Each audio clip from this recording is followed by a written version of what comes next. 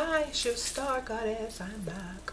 Okay, so I want to talk about how to know when your spells are working, or, you know, when someone comes to you and they start telling you all this stuff and you know it's your spell at work. What do you do? How do you react?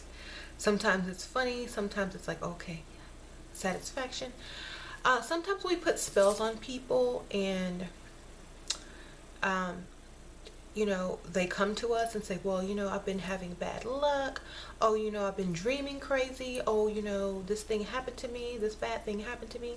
And the whole time it's you who put the spell on them. And you're just listening. You're like, well, maybe you should do this and maybe you should do that. And I know a lot of people are not going to agree with this video. So let's just put that out there right now. I'm not one of those witches that don't believe in doing spells on people.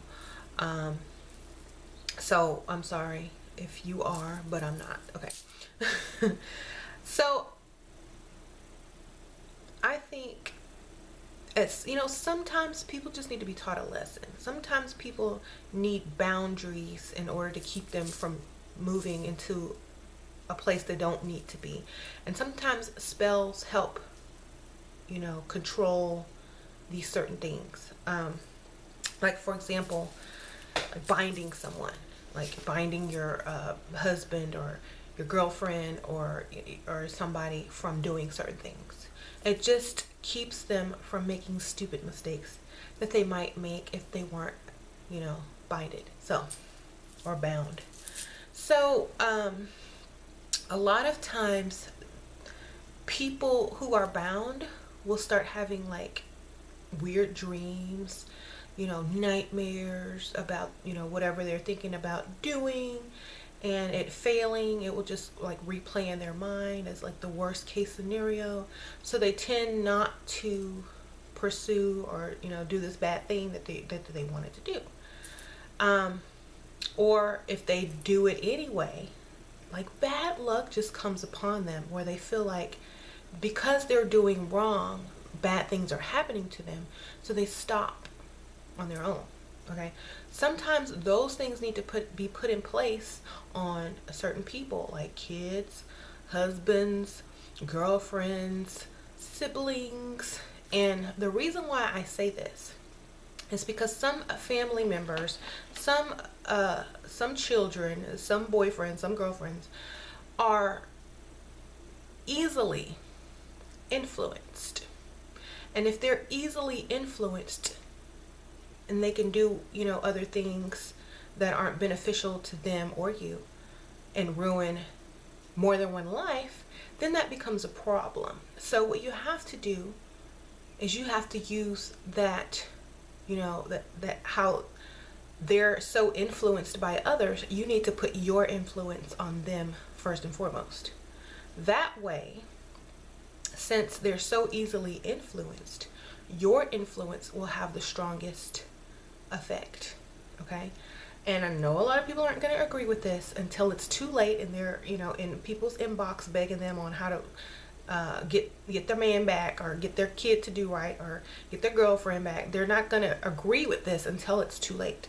And that's why I'm just telling y'all ahead of time, so y'all aren't in, other witches' inbox begging them for spells to get your ex back who's already married to somebody else.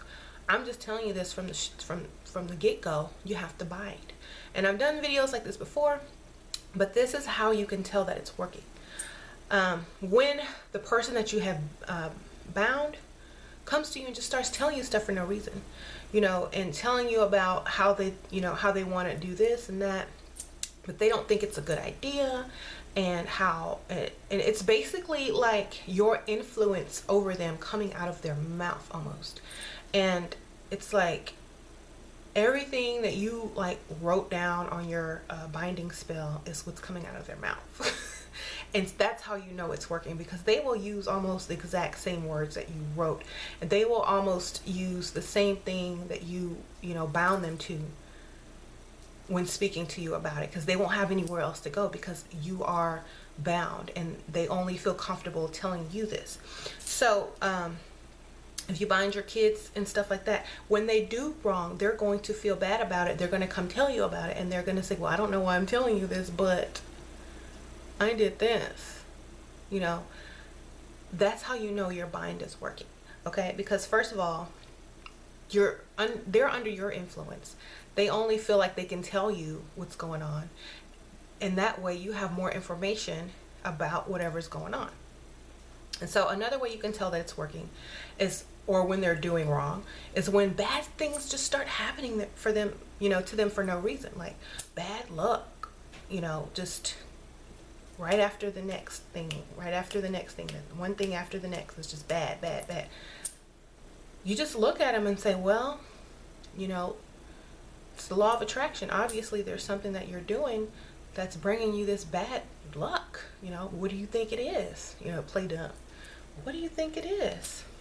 And then they'll start to think about it, and then they'll change and fix their ways. And a lot of times people are like, oh, well, you shouldn't do that. You should let people be free and make their own decisions. Not when they're going to affect your life personally. You don't. Now, any witch knows this. Any witch is not going to surround themselves with people who can bring them down easily. If they do, they'll fortify their circle with bindings. Okay? And I'm sorry, but this has been done for, you know, hundreds of years in many cultures, especially in the South. Women do this all the time. It's no big deal.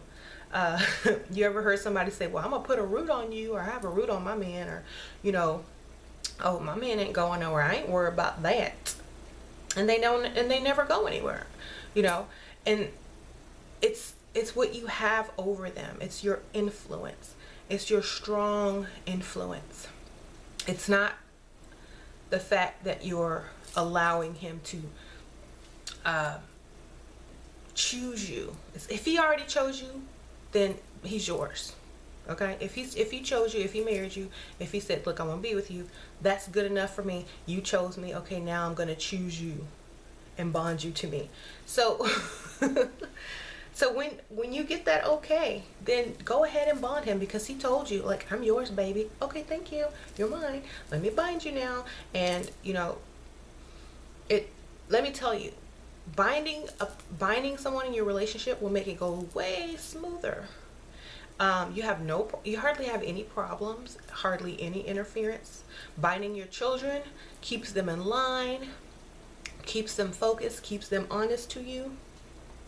Binding your siblings keeps them, you know, exactly how you want them to be in your presence. You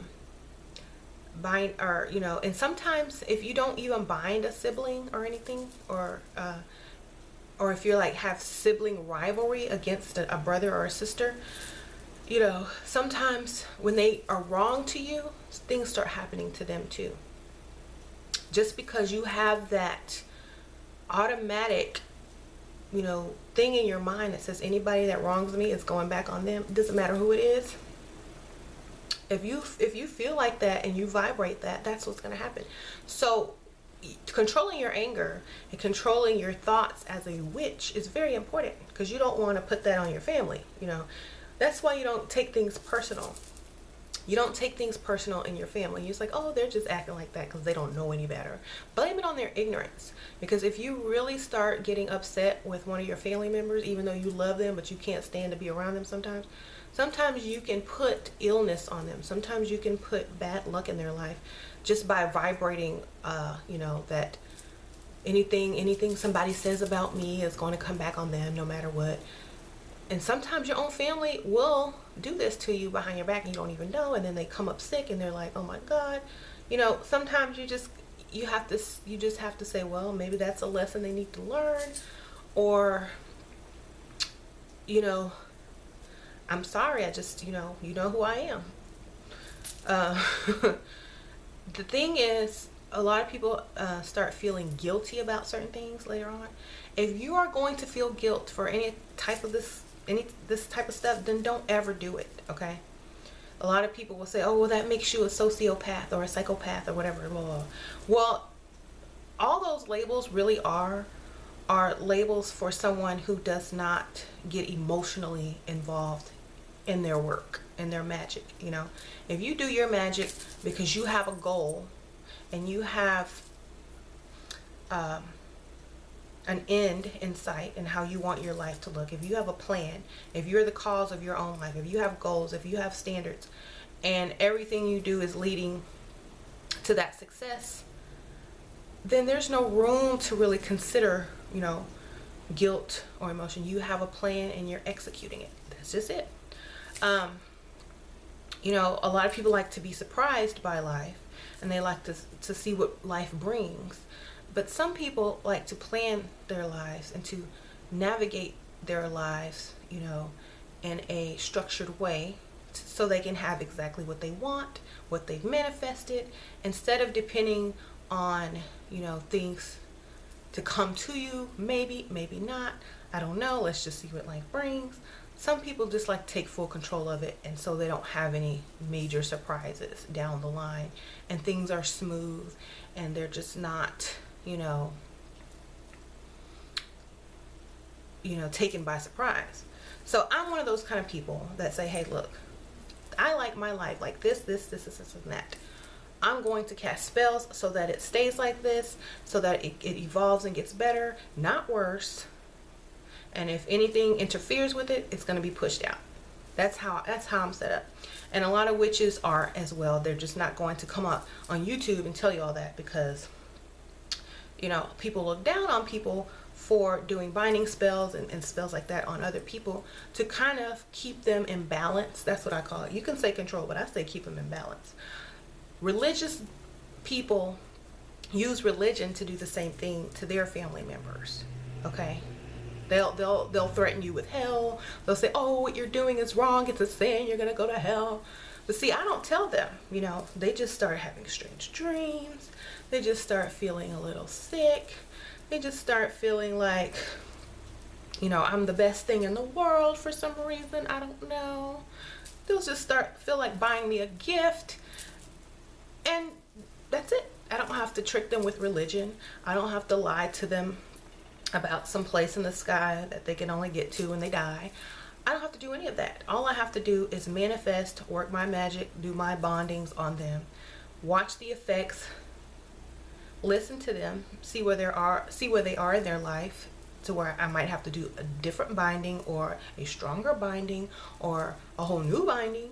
You know, and the strange thing is, the people that you're doing magic on that are close to you, they will come to you and tell you everything. You don't even have to ask them. It's just like automatic. At least it is when I do my magic. It's just automatic. So, I do spells for certain people, you know, and sometimes if you're getting a witch to do a spell for you and you are doubtful, it's not going to work as well. Believe me, it's not. If you are just like very confident in yourself and the spell work and the situation improving, and you just know things are going to go right once the magic is set, yes, it's probably going to work for you a lot better. So even if you're a newbie witch, or if you're doing your own spells, confidence is key. Knowing exactly what you want is key. You can't be unsure when you put bindings on people. You have to be 100% sure. Okay? Yes, they are reversible, but you want to be sure before you even do it. Okay? Because you are binding him to you as well. Okay? So, or your child, or a situation, or whatever. So make sure you understand this before it's too late and you are in somebody's inbox begging them for spells to get your man back. Okay? Bind them while they're happy with you. Okay? Bind your children to you, especially when they're young. And I know I'm going to get a bunch of hate on this, but I don't care, because I don't care what people think. Anyway, y'all's opinion about binding is not really important to me, because I've already done it and I already chose that path, you know. So I can't really go and say, well, consider it, because I'm already in it. So like, you're not going to be able to influence me any other way, because I really believe that it works because it has worked for me. Now we can have a difference of opinions and still be friends and all that kind of good stuff. I don't mind. Just like try not to push your beliefs on other people if they don't want them, you know. Don't be like a Christian and try to push your beliefs down people's throats. Now there's some Christians that won't do that, and you know, those kind are awesome. But there's some people that will just, you know, and it's just annoying after a while. So I'm gonna leave it at that, and thumbs up, add your 2 cents in the comments, and I'll see you guys later.